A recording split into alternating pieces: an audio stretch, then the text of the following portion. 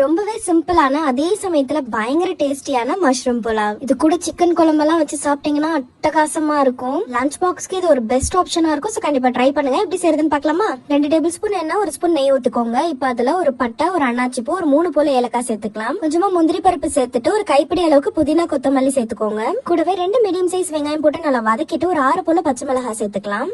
இப்போ இதுல நான் 1 ஸ்பூன் அளவுக்கு இஞ்சி பூண்டு பேஸ்ட் சேர்த்துக்கிறேன். அதையுமே போட்டு நல்லா வதக்கிக்கலாம். வெங்காயம் பச்சை மிளகாய் நல்லா வதங்கி வந்ததும் நான் மஷ்ரூம் சேர்த்துக்கிறேன். நான் 2 கிளாஸ் அளவுக்கு பாஸ்மதி அரிசியை 1 மணி நேரம் ஊற வச்சு எடுத்திருக்கேன். 3 கிளாஸ் அளவுக்கு தண்ணி ஊத்துற கணக்குல நான் 2 கிளாஸ் அளவுக்கு தேங்காய் பால் ஊத்திருக்கேன். 1 கிளாஸ் அளவுக்கு தண்ணி ஊத்திருக்கேன். சாதத்துக்கு தேவையான அளவுக்கு உப்பு போட்டுட்டு குக்கரை க்ளோஸ் பண்ணிடுங்க.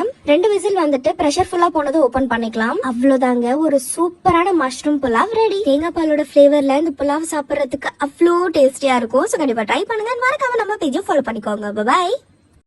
வீட்லயே சிம்பிளா எக் நூடுல்ஸ் ரெடி பண்ணிடலாம். அதுக்கு ஃபர்ஸ்ட் நூடுல்ஸ் வேக வைக்கணும். அதுக்கு 5 கப் தண்ணியில தேவையான உப்பு, 1 டீஸ்பூன் எண்ணெய் சேர்த்துட்டு இது கூடவே 1 பேக்கெட் நூடுல்ஸ் சேர்த்துக்கலாம். நூடுல்ஸ் நல்லா வெந்ததுக்கு அப்புறம் ஃபில்டர் பண்ணிட்டு உடனே பச்சை தண்ணி சேர்த்துக்கோங்க. அப்பதான் நூடுல்ஸ் குழையாம இருக்கும்.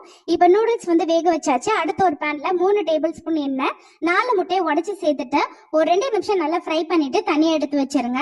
அதே பேன்ல கொஞ்சமா எண்ணெய் சேர்த்துட்டு பொடியா கட் பண்ண பூண்டு, நீல வாக்குல கட் பண்ண ஒரு பெரிய வெங்காயம், ஒரு கைப்பிடி அளவு கோஸ், கட் பண்ண 1 கேரட், 1/2 கேப்சிகம் சேர்த்துட்டு நல்லா வதக்கி விட்டுக்கோங்க.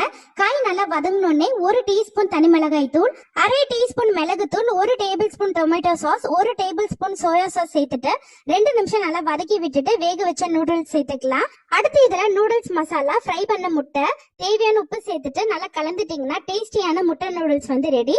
நூடுல்ஸ் மசாலாக்கு பதிலா சிக்கன் மசாலா கூட சேர்த்துக்கலாம். ரொம்பவே நல்லா இருக்கும். கண்டிப்பா ட்ரை பண்ணி பாருங்க. அடுத்த வீடியோல பார்க்கலாம். இன்னைக்கு ரிஃப்ரெஷிங்கான டேஸ்டியான கேரட் மில்க் ஷேக் எப்படி பண்ணலாம்னு பார்க்கலாம் வாங்க.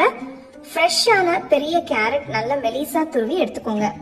துருவின கேரட்டை ஒரு மிக்சர் ஜாருக்கு மாத்தி இது கூட ஊற வச்ச தோல் எடுத்த பாதாம், ஊற வச்ச முந்திரி பருப்பு சேர்த்துக்கலாம். கொஞ்சமா பால் ஊத்தி நல்லா ஸ்மூத்தான பேஸ்டா அரைச்சுக்கோங்க. கேரட்ஸும் நட்ஸும் அரைப்பட்டதும் கொஞ்சம் வெல்லம் சேர்த்திருக்கேன். பொடிச்ச ஏலக்காய் தூளும் போடுங்க. மறுபடியும் கொஞ்சம் பால் ஊத்தி நல்லா ஸ்மூத்தா கிரீமியா அரைச்சு எடுத்துக்கலாம். நான் இந்த மில்க் ஷேக் மேல கொஞ்சம் நறுக்கன பிஸ்தா, கொஞ்சம் குங்குமப்பூ தூவி கார்னிஷ் பண்ணி சர்வ் பண்றேன். ஹெல்த்தியான இந்த மில்க் ஷேக்கை நல்லா ஃப்ரெஷ்ஷா ஜில்லுன்னு சர்வ் பண்ணுங்க.